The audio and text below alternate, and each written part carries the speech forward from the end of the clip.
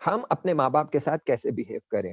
اپنے والدین کے ساتھ آپ ایسی رفتار کریں کہ وہ آپ سے ہمیشہ راضی رہے، حتیٰ اگر تمہارے والدین مشرک ہی کیوں نہ ہو. خوب حتیٰ تمہارے والدین مشرک ہی کیوں نہ ہو. یعنی ایک مسلمان شخص رسول خدا کے پاس آتا ہے، کہتا ہے کہ میرے والدین مشرک ہیں، میں کیا کروں؟ کیا مجھ پر واجب ہے میں ان سے اچھی رفتار کروں؟ تو کہتے ہیں کہ پہلے یہ بتاؤ کہ کیا تمہارے والدین خنزیر کا گوشت کھاتے ہیں، یعنی پورک کھاتے ہیں یا نہیں کھاتے؟ وہ کہتا ہے نا، وہ اس کو ہاتھ نہیں لگاتے، شراب بھی نہیں پیتے. تو کہتے ہیں جاؤ اپنی ماں کے ساتھ زیادہ محبت سے رفتار کرو، زیادہ مہربانی سے رفتار کرو، ان کی زیادہ رسیدگی کرو، یعنی جتنا ہو سکتا ہے ان کی خدمت کرو.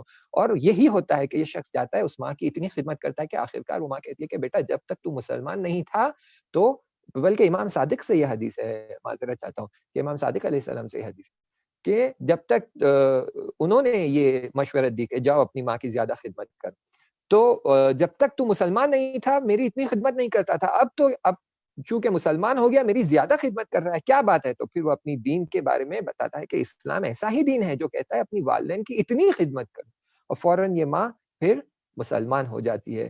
تو اسلام اپنے ماں باپ حتیٰ اگر وہ مشرک ہی کیوں نہ ہو ان کے لیے کہتا ہے کہ ان کی ہر طرح سے مدد کرو. اور اگر تم اپنے ماں باپ کے ساتھ بدسلوکی کرتے ہو اور ان کے ساتھ صحیح رفتار نہیں کرتے ہو، صحیح رویہ نہیں رکھتے ہو، تو پھر اس کا عذاب اور اجر ہوتا ہے حتیٰ تمہارے والدین مشرک ہی کیوں نہ ہو.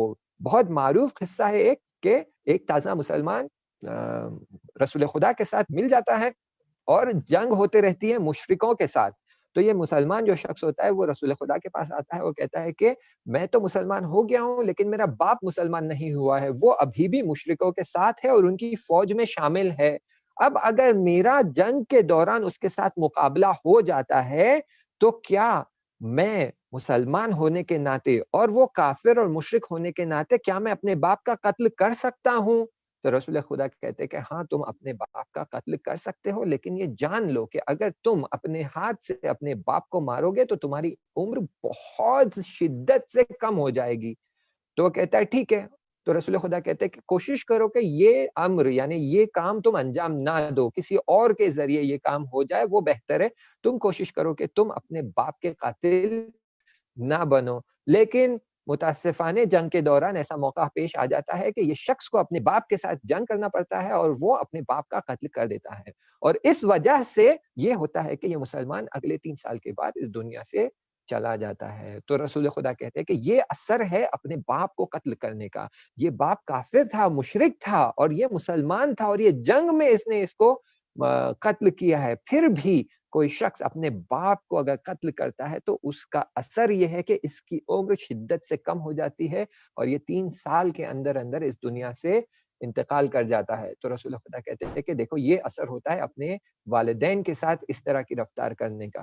تو بہت توجہ کی ضرورت ہے کہ ہم ہمارے والدین کے ساتھ کیسی رفتار کرتے ہیں، کیونکہ اگر ہم ان کے ساتھ بد سلوکی بد رفتاری کریں گے تو نہ صرف ہمیں آخرت میں خسارہ ہوگا، نقصان ہوگا، بلکہ دنیا میں بھی نقصان ہوگا. اس لیے خداوند متعال قرآن میں بار بار جو آیت آتی ہے وہ ممبروں سے بھی بیان کی جاتی ہے بار بار کہ اپنے والدین سے حتیٰ تم اف تک نہ کرو. بلکہ امام باقر علیہ السلام یا امام صادق علیہ السلام سے روایت ہے کہ کم ترین آنکھ والدین کی طرف سے یہ ہے کہ جب تم ان کے سامنے اف کرو، یعنی ان کے دل میں جب تم اف کرتے ہو تو جو ناراحتی آتی ہے وہ منیمم لیول کی آنکھ ہے جو اپنے والدین بچے کے ساتھ کر سکتے ہیں. اگر اف سے بھی کمتر لیول کی کوئی اذیت تم اپنے والدین تک پہنچا سکتے یہ ممکن ہوتا تو خدا اسے بھی منع کر دیتا. یعنی کسی بھی طرح کی اذیت اور دل رنجی اور غمگینی اپنے ماں باپ کے طرف نہ ہونی پائے. یعنی آپ باعث نہ بنے، آپ ریزن نہ بنے کہ آپ کے والدین کے لیے کم ترین جو ہے ناراحتی اور غمگینی کا باعث ریزن بن پائے.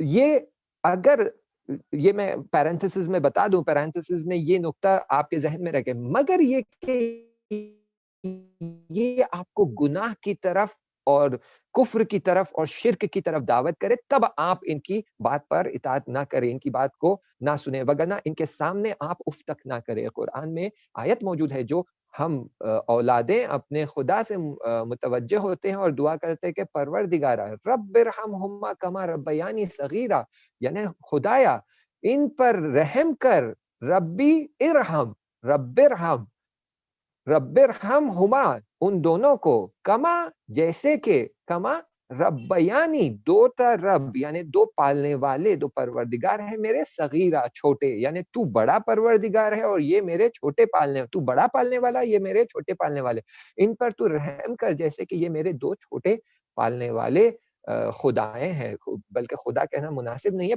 پالنے والا کہنا ہی مناسب ہے۔ تو یہ ہمارے ذہن میں رہے کہ خدا متعال نے قرآن میں اور اہل البیت کے ذریعے احادیثوں سے ہمیں بیان کیا ہے کہ والدین کی کتنی ارزش اور کتنی امپورٹنس ہے۔